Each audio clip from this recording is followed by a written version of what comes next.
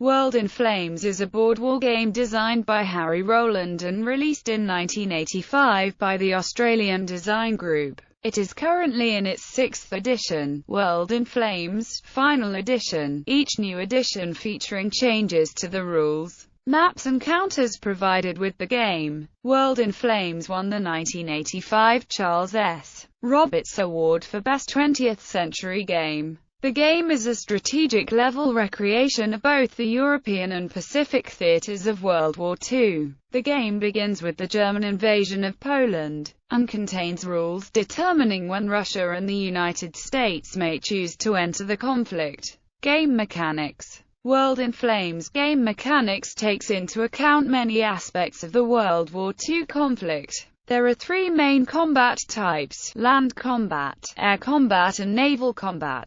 The game is designed in such a way that these different combat types may influence each other. Thus, it is possible that a battle may consist of a number of engagements involving air, land and naval units, even if it is taking place in the land combat phase of an impulse. The rules are designed to be able to cope with different types of activity without invoking new concepts for each situation. For instance, strategic bombing of factories and resources are handled by the same rules that handles tactical bombing, paradrops and naval bombing. Attacks on convoys are handled by the same rules that handle ship-to-ship and air-to-ship warfare. Major powers and sides. The game is played with the Commonwealth, France, China, USSR and the United States of America forming the Allies and Germany, Italy and Japan forming the Axis. China is divided into Chinese nationalists and Chinese communists. Each major power can be played by one player. In practice, 2 or more major powers on the same side are usually played by each player. If there is more than one player on the Allied side, the Chinese Communists are controlled by the USSR player. Major power neutrality and entry into the war. At the beginning of the game, Germany must declare war on Poland. France and the British Commonwealth must subsequently declare war on Germany on their next move. At this time, Japan is at war with China. All other major powers are neutral. Future declarations of war between the major powers influences U.S. entry and U.S. tension, which are abstractions of when United States of America can declare war. Briefly, aggressive and successful play from the Axis side will hasten the entry of the U.S. into the war. Aggressive Allied play, like declaration of war on neutral minor countries, will slow U.S. entry. However, these required political actions can be quite different if you play with Days of Decision, which can be used as an expansion of this game.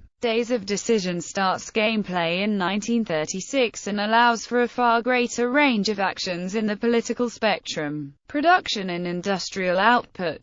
The ability of a major power to produce military units is abstracted by 3 factors. Production points from on-map factory complexes are combined with resource points from on-map natural resources. For each pair of points successfully combined, the nation gains a number of build points equal to its production multiplier. This multiplier represents how well geared a nation's industry is towards wartime production. As the war proceeds, all production multipliers go up. The build points can be spent to purchase units for land, sea and air warfare. Turn length, initiative and impulses. The side with the higher initiative roll decides what side will have the first of several moves in a turn. The roll is modified for one of the sides by a +1 or +2 on a 10-sided die, reflecting the side's ability to execute quick and well-coordinated offensives with enough resources. The initiative modifier shifts if one side asks for a reroll or if one side has the first and the last move in one turn. After initiative is determined, the winner chooses an impulse type and moves his units, and resolves different types of combat according to rules. After the impulse is ended, the impulse marker is advanced on a track with a number determining how likely the entire turn is to end. A die is rolled to see if this is the end of the turn. If not, the other side takes their impulse. The process is repeated until the end of turn die roll indicates the end of the turn. Weather. Weather is determined at the start of the initiative winner's impulse using the weather chart, which is a function of the time of year and a die roll. The map is divided into 6 different weather zones, and each zone is assigned its own weather based on the weather chart result. The weather influences combat modifiers, naval ability to spot enemy fleets, supply range, aircraft mission eligibility, land unit movement allowance, and how fast the end-of-turn impulse marker advances after each impulse. Weather greatly influences turn length and what can be accomplished in terms of offensives. Supply. Supply is an important world in flames concept. Each unit must be able to trace a line to a primary supply source, which is any friendly controlled city in its home country or a cooperating major power, or to a secondary supply source which is itself in supply. The line cannot pass through an enemy-controlled hex, or the hex next to an enemy core unless this is occupied by a friendly land unit. This line can only be 4 hexes long on the European map or 2 on the Asian Pacific map, and is further restricted in bad weather or desert. But it may cross any number of sea zones free of uncontested enemy naval units or naval bombing factors. A supply path may only have one seaborne section, which must always pass from the source through a port, and through another port at the receiving end unless the unit is on a seacoast. A secondary supply source is any headquarters unit or capital of a country controlled by the same major power as the unit,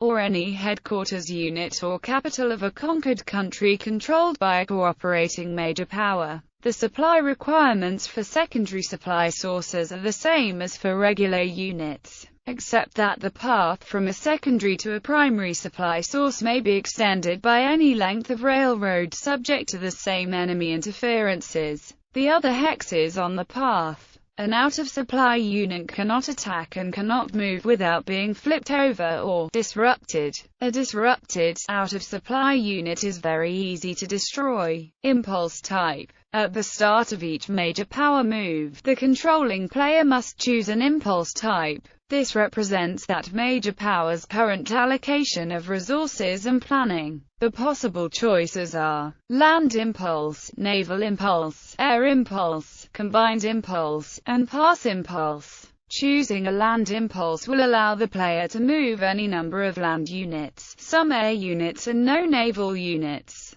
Correspondingly, a naval impulse will allow the movement of any number of naval units, some air units and no land units. The air impulse allows the movement of any number of air units, but no other moves. A combined impulse allows a limited number of land, air and naval movements, and restricts the number of land attacks that can be performed. The exact number of movements allowed depends on the major power and reflects its overall size and organization. Larger and more powerful major powers like the US have more moves available in each category than, for instance, Italy. The pass impulse allows no moves or attack. If 2 or more major powers choose this option, the chance for ending the turn increases. Land combat. Land combats are resolved by determining odds. Odds are determined by comparing combat factors on the attacking and defending side. Combat factors are influenced by unit strength and supply situation, terrain, tactical bombing factors, shore bombardment from naval units, and artillery. After the odds are determined as the ratio of attacking versus defending combat factors, a die roll is performed adding combat modifiers from unit disruption, weather conditions and other factors. The resulting modified die roll is cross-referenced on the appropriate odds column of the combat result table. This table gives losses for the attacker and defender and provides information about whether the attacking units are disrupted, if a breakthrough is achieved, if the defender has to retreat, and other results. Air combat. Air combats are fought between fighter units from each side or between fighter units and other units, like strategic, naval or tactical bombers. The non-fighter unit types are generally easily destroyed in air-to-air combat. and air combats are usually fought to hinder the opposing player's non-fighter aircraft in performing a bombing, resupply or paradrop mission. Each side divides its aircraft units into fighters and either bombers or air transports, in two sequences of units numbered from first to last. The first unit is called the front fighter, or front bomber. Each air unit has an air-to-air combat factor. The air-to-air combat strength of each side is the strength of its front fighter, which can be increased by having other fighters behind it. A side with no fighters uses the unmodified air-to-air combat strength of its front bomber. Also, all remaining non-fighters belonging to the other side have cleared through to their targets, that is, are able to reach their targets unhindered. A round of air-to-air combat consists of both sides determining odds by subtracting the opposing side's modified air-to-air combat factor from their own value and summing the rolls of two 10-sided dice. The appropriate odds column in the air combat results table is consulted and results implemented. Results include the clearing through of enemy aircraft, aborting enemy front fighters or bombers, and destroying enemy front fighters or bombers. At the beginning of each round of air-to-air combat, each side can opt to abort its remaining aircraft and return them to an eligible hex. Naval combat. To initiate combat, two fleets in the same sea area either commit or submerge their submarines. Then perform die rolls to determine whether the units spot each other, which side has the element of surprise and to what degree. The way that surprise points are spent can have a decisive impact on the course of events. If at least one stack of units is deemed to spot the enemy fleet and neither side uses surprise to evade the other, combat is initiated. There are three types of naval combat: naval air combat, submarine combat, and surface combat. The right to select the combat type is conferred firstly by surprise, secondly by aircraft, and thirdly by submarines facing enemy convoys. If these conditions are either not present or not invoked by either side, a surface combat will be fought. Naval air combat requires that an air-to-air battle is fought if either player has fighters allocated to defending their units. Any bombers cleared through are then subject to anti-aircraft fire from the defending ships. Surviving naval bombing factors are then used to determine what damage is inflicted on the enemy fleet. Surface or submarine combat is decided by adding the combat factors of all involved ships or subs on each side. ASW is provided by surface warships, by naval bombing factors or, in the late war, by Western Allied convoys. The sum of the relevant type of combat factors is cross-referenced with the number of units in the opposing fleet to determine results. Surprise can at this point be used to increase the amount of damage inflicted, to decrease the amount of damage sustained or to choose a specific target, carriers and loaded troop ships being popular choices. In naval air combat, the first and subsequent odd-numbered targets are selected by the owner of the attacking bombers. Inflicted damage takes the form of one or more instances of units immediately aborted to a friendly port, damaged, or destroyed. Each result must be assigned to a unit, which then makes a roll to determine if its armor reduces the damage by one level. A ship can be chosen to suffer more than one hit, but two damage results will destroy it.